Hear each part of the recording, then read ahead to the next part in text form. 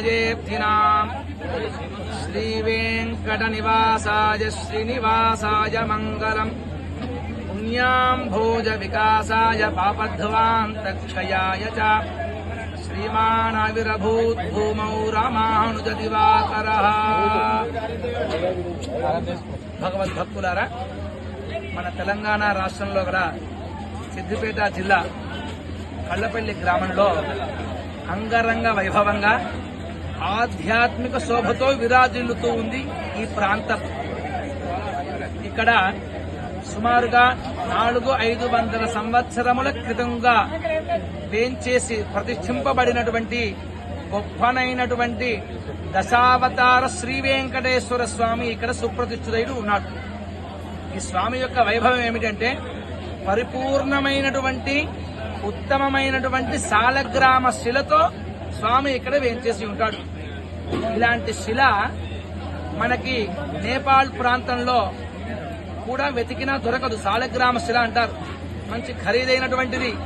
అప్పట్లో ఉండేటువంటి శ్రీ వైష్ణవ పండితులు దీన్ని చక్కగా రహస్యాన్ని తెలుసుకుని మన ప్రాంతం అంతా కూడా సుభిక్షంగా ఉండాలి అని ఒక అద్భుతమైనటువంటి ఆ దేహాన్ని, తిరుపతిలో ఉండే వెంకటేశ్వర స్వామి ఏ విధంగా నగనగలాడుతూ ఉంటాడో ఇక్కడ స్వామి కూడా అలా ఉన్నాడు. అంత సౌందర్యంగా ఉన్నాడు.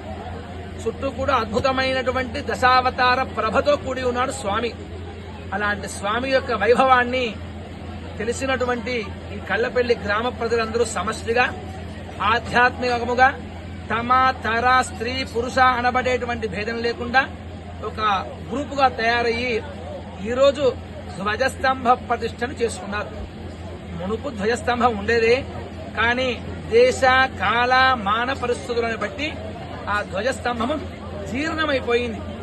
అలా జీర్ణమైనటువంటి ధ్వజస్తంభాన్ని మరి సుమారుగా 500-600 సంవత్సరముల వరకు ఎటువంటి ఇబ్బంది లేకుండా మన గ్రామానికి, మన రాష్ట్రానికి, మన గ్రామ రాష్ట్ర ప్రజలకి ఆనందాన్ని కలిగించి పిల్ల పాప పాడి పంట సుభిక్షంగా ఉండాలి అని, వ్యాధులు దొంగలతో భయములు అతివృష్టి అనావృష్టి ఏమీ కలగకుండా ఉండాలి అని పరమహంస పరివ్రాజకాచార్య శ్రీ శ్రీ శ్రీ శ్రీమన్నారాయణ రామానుజీయర్ స్వామి వారి పరిపూర్ణమైన మంగళాశాసనములతో పాంచరాత్రాగమ శాస్త్ర ప్రమాణముతో త్రయాంధిక దీక్షగా ఈ పూట ఉదయం 10:40 ధ్వజస్తంభ ప్రతిష్ఠ, యంత్రస్తంభ ప్రతిష్ఠ అయిపోయి ఇక్కడ ఈ ఆలయంలో ఈ సంవత్సరం నుంచి భక్తుల యొక్క కోరిక మేరకి అఖిలాండ కోటి బ్రహ్మాండ నాయకుడి బ్రహ్మోత్సవాన్ని కూడా చేయాలి అని సంకల్పించారు.